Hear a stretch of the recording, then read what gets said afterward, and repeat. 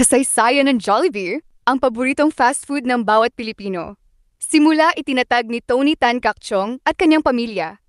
Nagsimula noong 1975 bilang simpleng tindahan ng sorbetes sa Cubao, Quezon City. Dahil mas naging sikat ang mga mainit na pagkain at tinapay, ginawa itong fast food.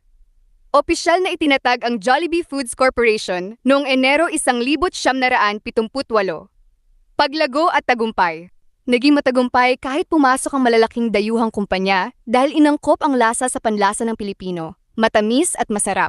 Sikat ang Chicken Joy, Jolly Spaghetti, Burger Steak at iba pa. Ang maskot na bubuyog ay sumisimbolo sa masipag, masayahin at positibong Pilipino.